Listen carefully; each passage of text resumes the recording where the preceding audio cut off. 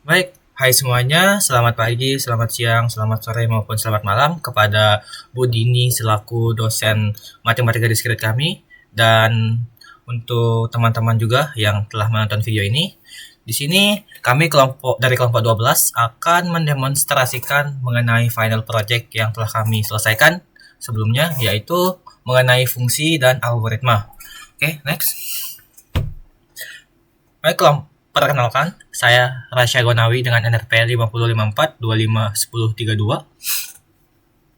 Saya Muhammad Zaki Haidar dengan NRP 5054251039. Kenalkan, nama saya Kadek Natanya Gabriel Astika dengan NRP 5054251050. Oke, next.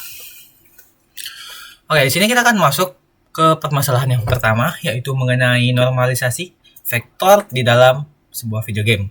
Next. Oke, di sini kita tahu sendiri ketika kita bermain sebuah game, contohnya itu salah satunya kayak game 2 dimensi, itu kita bisa bergerak ke kanan, kiri, atas, bawah, ataupun horizontal maupun vertikal, ataupun kita juga bisa bergerak secara diagonal. Nah, itu semua digerakkan menggunakan yang namanya sistem vektor. Nah, bisa di next. Nah, contohnya nih, ketika kita pencet D, maka itu akan menuju atau bergerak menuju arah yang kita tuju, yaitu arah horizontal atau maju ke depan. Next. Nah, lalu apa sih permasalahan yang kami angkat di sini? Next.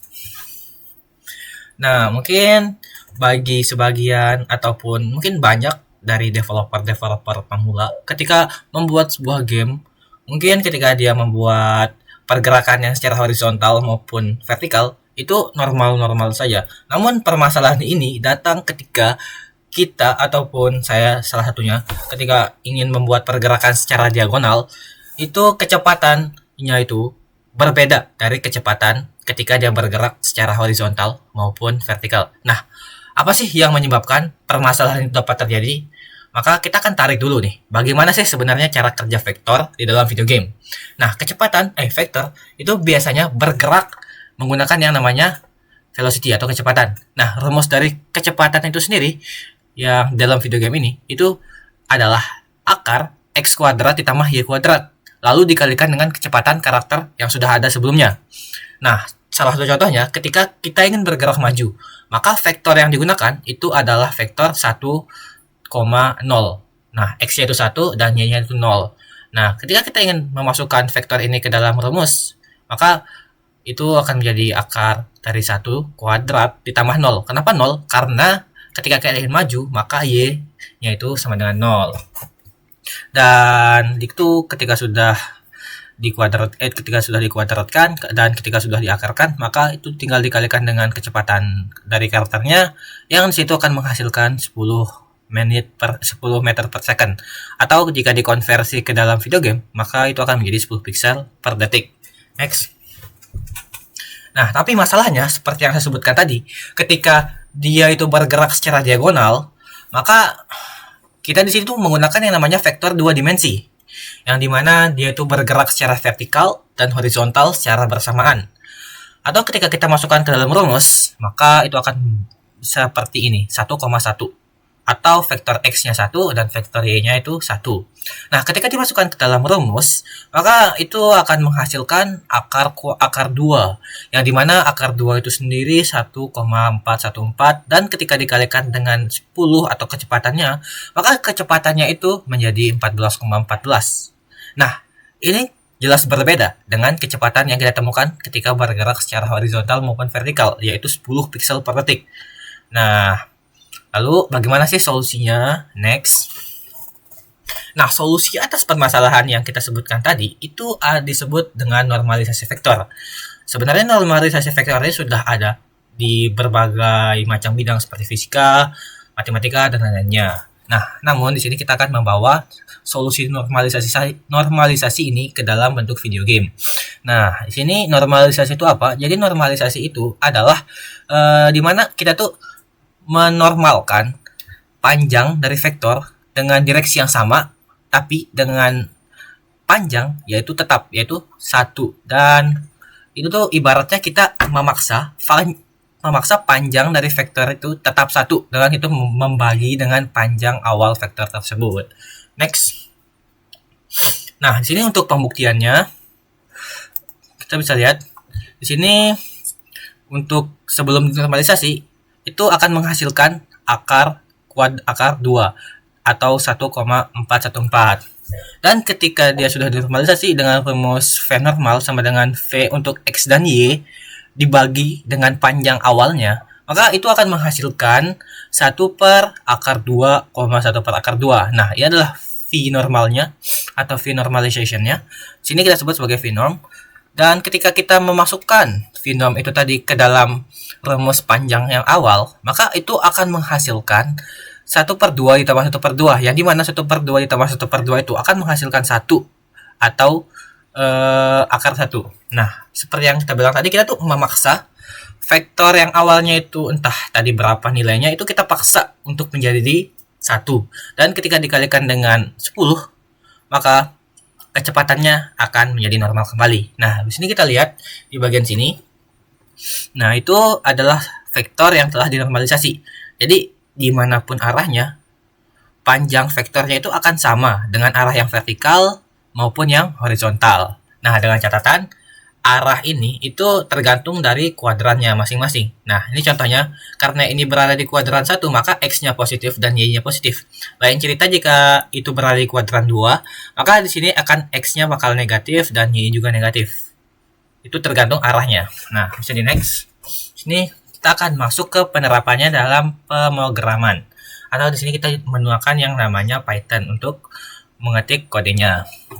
Nah, di sini kita menggunakan beberapa library, bernama itu Pygame, juga ada import SJS dan ada math juga di sini. Nah, untuk vektornya kita menggunakan library yang dari Pygame untuk vektor 2-nya. Di sini kita menuju ke titik awal karakter. Untuk program ini kita membuat 2 post, yaitu pertama yang post raw ini untuk game yang belum dinormalisasi. Dan yang di bawah ini, yang post norm ini, untuk yang sudah dinormalisasi. Jadi di sini nantinya kita akan membandingkan apa sih perbedaan dari keduanya. Sini ada arah karakternya, yaitu untuk ke kanan, kiri, bawah, atau atas. Dan ini adalah fungsi yang sudah dinormalisasinya, yaitu akar dari Vx kuadrat ditambah Vy kuadrat, yang nantinya itu akan mereturn Vx per panjang, Vy per panjang. Ini adalah bentuk dari rumus normalisasi vektor yang saya sudah tampilkan di awal tadi. Next. Nah, di sini kita ketika sudah membuat suatu fungsi, sini kita akan mengalihkan fungsi yang tadi itu dengan panjang kecepatannya. Sini, dan kemudian ketika sudah mendapatkan vektor dan dikalikan kecepatan sini, maka kita akan mencari rata-ratanya atau mencari panjangnya dengan length ini. Sini yang di bagian atas adalah vektor yang belum dinormalisasi dan yang bawah adalah yang sudah dinormalisasi. Next. Nah, di sini adalah demonstrasinya. Ketika vektornya itu bergerak secara horizontal maupun vertikal, maka kita bisa lihat di sini speednya itu tetap 5 untuk yang normalisasi maupun tanpa normalisasi. Karena seperti yang saya katakan tadi, vektor horizontal maupun vertikal itu bergerak dengan satu dimensi. Next.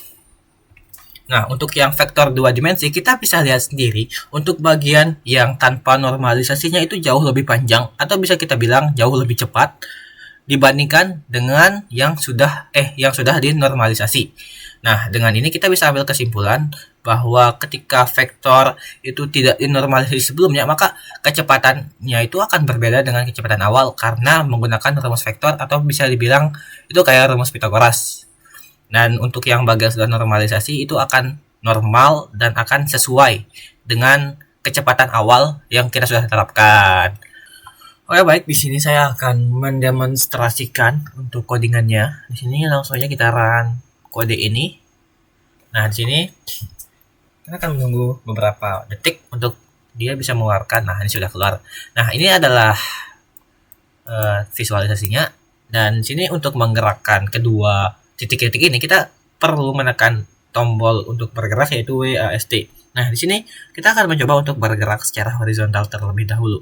Nah, ketika kita bergerak secara horizontal ataupun vertikal, di sini pergerakannya akan tetap sama. Kita bisa lihat karena di bagian sini, di bagian atas itu speed yang merah yang tanpa normalisasi, dan untuk speed yang hijau tanpa normalisasi itu kecepatannya sama, yaitu berada di angka 5. Nah, lain cerita ketika kita menggerakkannya secara diagonal, yaitu mengklik dua tombol sekaligus, yaitu tombol vertikal dan tombol horizontal, maka kita bisa lihat yang di bagian merah itu bisa jauh lebih cepat.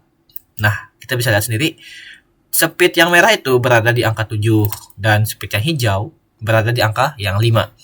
Yang kita bisa lihat bahwa ini sudah ternormalisasi dan yang merah itu belum ternormalisasi.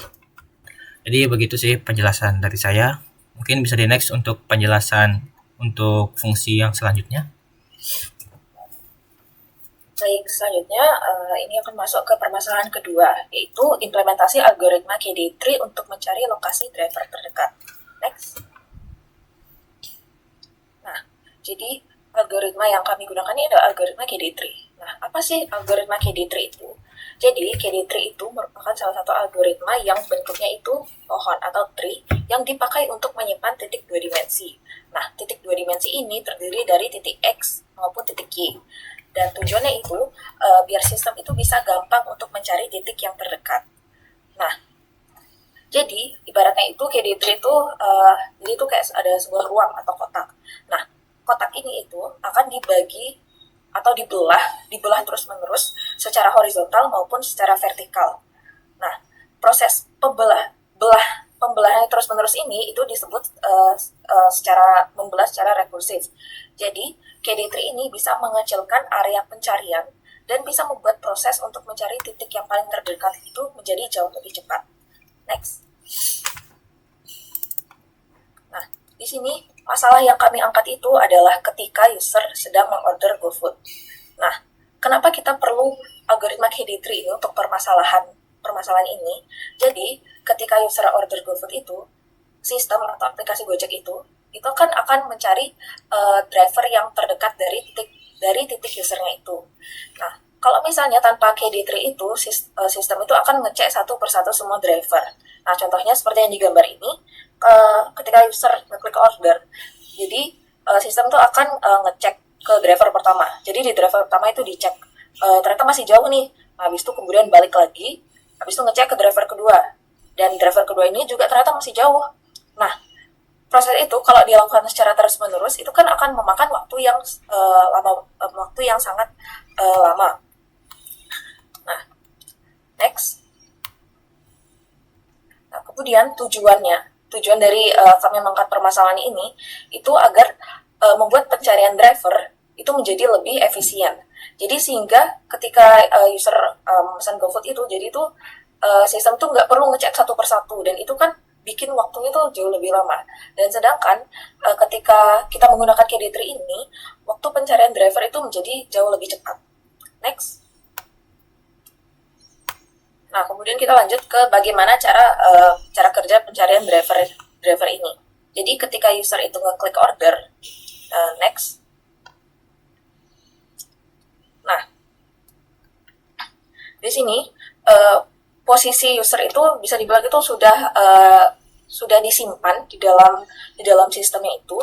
Nah, di sini KD-tree itu akan bekerja untuk mencari driver yang paling terdekat dari resto yang sudah dipilih oleh user. Nah, di sini KD-tree itu akan masuk ke dalam struktur pohon seperti di gambar yang kiri. Itu jadi itu akan isinya tuh beberapa titik-titik driver yang ada. Nah, dari tree tersebut dia tuh akan turun entah ke kiri maupun ke kanan tergantung sumbu X dan atau sumbu Y-nya. Dan terus itu akan proses perbandingan itu akan dilakukan secara terus-menerus sampai sistem itu akan menemukan driver yang paling terdekat dengan posisi user. Nah, di sini proses ini tuh dilakukan dengan pakai sorting yang terjadi itu saat tree-nya itu sedang dibuat, kemudian searching ketika sedang mencari titik-titik driver yang mungkin terdekat, dan juga ada rekursi di sini. Dan selanjutnya akan dijelaskan oleh rekan saya. Baik, di sini saya akan melanjutkan terkait cara kerja pencarian driver dan juga restoran terdekat. Setelah melalui proses pencarian dan pembandingan jarak antara user dengan berbagai titik yang ada di sistem, baik titik driver ataupun titik restoran, akhirnya algoritma akan menemukan pasangan titik yang jaraknya paling dekat. Pada tahap ini, sistem tidak lagi melihat semua driver satu persatu, melainkan hanya branch tertentu di struktur data KD tree yang memang berpotensi paling dekat. Begitu titik dengan jarak minimum ditemukan, driver tersebut akan ditandai sebagai driver terdekat dan akan menjadi kandidat utama untuk menerima orderan kita. Kemudian jika kita lihat dari visualisasi tree yang ada di slide ini, setiap node dalam KD tree mewakili sebuah titik lokasi di dunia nyata. Misalnya, posisi driver atau restoran pada koordinat 2 dimensi. Tree ini terbagi menjadi branch kiri dan juga branch kanan yang memisahkan ruang berdasarkan sumbu X dan Y secara bergantian di tiap level. Dengan cara ini, area peta yang luas dipecah menjadi kotak-kotak yang lebih kecil, sehingga pencarian lokasi terdekat cukup fokus pada wilayah yang relevan saja. Visualisasi ini membantu kita membayangkan bahwa daripada mencari di seluruh peta, kita sebenarnya hanya perlu menelusuri jalur tertentu di dalam tree yang mengarah ke titik terdekat. Kemudian adalah flowchart pertama yang dimana menjelaskan alur logika utama KD tree, yang dimana ketika sistem memulai melakukan nearest neighbor search untuk mencari lokasi terdekat, proses dimulai dari root, yaitu node pusat pertama yang membagi ruangan. Kemudian sistem membandingkan posisi user dengan titik pada root di sumbu tertentu. Misalnya sumbu X dulu, lalu di level berikutnya sumbu Y, untuk menentukan apakah kita harus bergerak ke arah branch kiri atau branch kanan. Langkah memilih branch kiri atau kanan ini akan terus diulang sehingga mencapai leaf node atau node yang sudah tidak punya child lagi. Dan sepanjang perjalanan sistem selalu memperbarui jarak minimum yang sudah ditentukan sejauh ini. Flowchart berikutnya yaitu untuk menambahkan detail proses backtracking, yaitu saat sistem perlu mundur untuk memeriksa branch lain jika masih ada kemungkinan terdapat titik yang lebih dekat. Setelah mencapai leaf node, algoritma akan naik kembali ke atas sambil mengecek apakah lingkaran jarak minimum atau radius dari titik target ke kandidat terdekat saat ini masih mungkin berpotongan dengan branch lain yang belum dikunjungi. Jika secara perhitungan masih mungkin, branch tersebut ikut diperiksa. Jika tidak, branch tersebut akan diabaikan. Pola maju mundur dengan backtracking inilah yang membuat pencarian tetap akurat menemukan titik terdekat, namun jauh lebih efisien dibandingkan brute force yang seperti dijelaskan oleh teman saya di halaman-halaman sebelumnya, yaitu mengecek semua titik satu persatu. Kemudian di slide ini, kode digunakan untuk membangun KD tree dari data lokasi driver dan restoran. Fungsi menerima kumpulan titik dan depth dari depth ini ditentukan aksis pembagi, apakah X atau Y, yang dipakai secara bergantian di titik level. Lalu data disorting berdasarkan aksis tersebut, dan titik median diambil sebagai node pada level itu. Setelah itu, fungsi dipanggil lagi secara rekursif untuk membentuk left subtree dan dari titik-titik di kiri median dan right subtree dari titik-titik di kanan median. Dengan membagi data seperti itu di level, kita akan mendapatkan KD tree yang lebih seimbang, sehingga nanti proses pencarian jauh lebih cepat dibandingkan menyimpan semua titik dalam satu array biasa. Kemudian kode di slide ini menjelaskan proses nearest neighbor search di dalam KD tree menggunakan recursive function. Fungsi menerima parameter node saat ini, titik target atau posisi user, depth, dan base distance sementara. Pertama, kita cek terlebih dahulu base case-nya. Kalau semisal node-nya kosong, pencarian di branch itu langsung berhenti.